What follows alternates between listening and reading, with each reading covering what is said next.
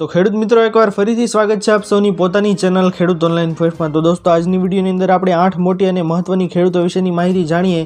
તો સૌથી પહેલી માહિતી આપ સૌની સામે આવી રહી છે કે મારી યોજના નવું પોર્ટલ રાજ્ય સરકારના વિવિધ વિભાગોમાં જન કલ્યાણલક્ષી યોજનાઓ માહિતી સામાન્ય નાગરિકોને એક જ ડિજિટલ પ્લેટફોર્મ પર સરળતાથી મળી રહે તેવા ઉદ્દેશ્યથી મારી યોજના નામનું પોર્ટલ છે તે લોન્ચ કરવામાં આવ્યું છે।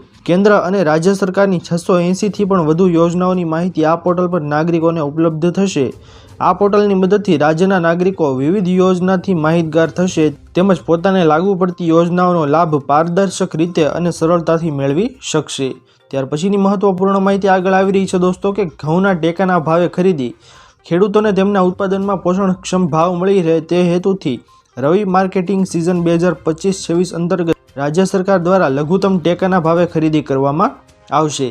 જે અન્વયે ₹2425 પ્રતિ ક્વિન્ટલ ઘઉંની ખરીદી ગુજરાત રાજ્ય નાગરિક પુરવઠા નિગમ મારફતે કરવામાં આવશે। લઘુત્તમ ટેકાના ભાવે વેચાણ કરવા ઈચ્છતા ખેડૂતો માટે ઓનલાઈન નોંધણી પ્રક્રિયા સમગ્ર રાજ્યમાં ગ્રામીણ કક્ષાએ VCE મારફતે તારીખ 1 જાન્યુઆરી 2025થી શરૂ કરવામાં આવશે। ત્યાર પછીની મહત્વપૂર્ણ માહિતી આગળ આવી રહી છે દોસ્તો કે 1 જાન્યુઆરી ખેડૂતોને લોન। આગામી ફેરફાર જે 1 જાન્યુઆરી 2025થી થવા જઈ રહ્યો છે તે ખેડૂતો સાથે સંબંધિત છે। વર્ષના પ્રથમ દિવસથી RBI ખેડૂતોને કોઈપણ ગેરંટી વિના ₹2 લાખ સુધીની લોન આપશે। તાજેતરમાં RBIએ ખેડૂતો માટે અસુરક્ષિત લોનની મર્યાદા વધારવાની જાહેરાત કરી હતી, જેના કારણે હવે તેઓ 1.6 લાખ નહીં પરંતુ ₹2 લાખ સુધીની લોન મેળવી શકશે। ત્યાર પછીની મહત્વપૂર્ણ માહિતી આગળ આવી રહી છે દોસ્તો કે ગુજરાત સરકારનો મોટો નિર્ણય।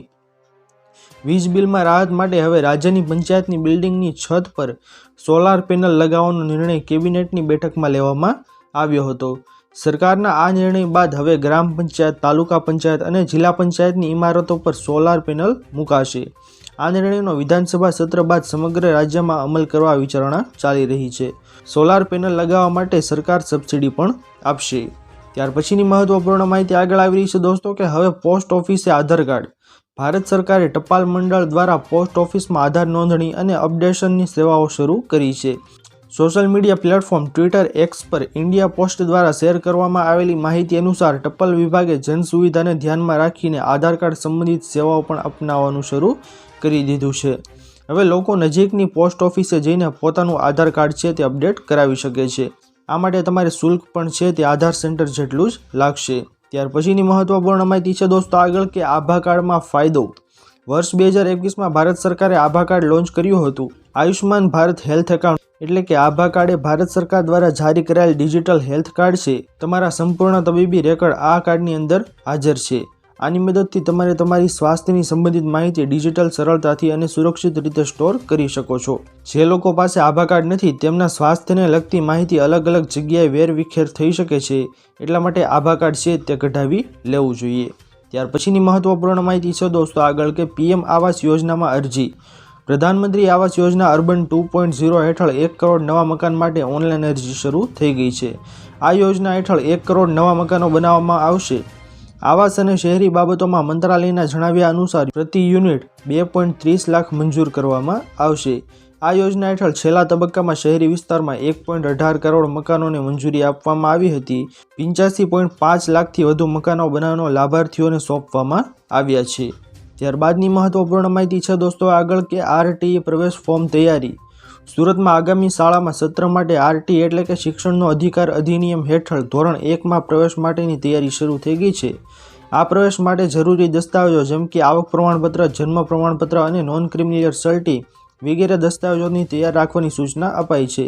નવા શૈક્ષણિક સત્રમાં પ્રવેશ આપવાના હોવાથી વાલીઓને છેલ્લે ઘડીએ દોડાદોડી ન કરવી પડે તે માટે જરૂરી દસ્તાવેજો તૈયાર રાખવાની સૂચના આપવામાં આવી છે। બાળકનો જન્મ 2 મે 2018થી 1 મે 2019 દરમિયાન થયો હોવો જોઈએ તો જ RTE પ્રવેશ ફોર્મમાં તમે અરજી કરી શકો છો। તો દોસ્તો આ હતી આજની સૌથી મોટી અને મહત્વપૂર્ણ માહિતીઓ। આશા કરું છું દોસ્તો કે આપ સૌને આ મહત્વપૂર્ણ માહિતી પસંદ આવી હશે। જો પસંદ આવી હોય તો વિડીયોને લાઇક કરવાનું ભૂલતા નહીં। ચેનલ પર નવા આવ્યા હો તો અમારી ચેનલ ખેડૂત ઓનલાઈન પોઈન્ટને સબસ્ક્રાઈબ કરી અને બાજુમાં આપેલા બેલ આઇકનને પણ પ્રેસ કરી દેજો, જેના લીધે આવી જ મહત્વપૂર્ણ માહિતી આપ સૌને આ ચેનલના માધ્યમથી મળતી રહે। તો દોસ્તો મળીએ હવે પછીના વિડીયોમાં, ત્યાર સુધી જય હિન્દ અને વંદે માતરમ।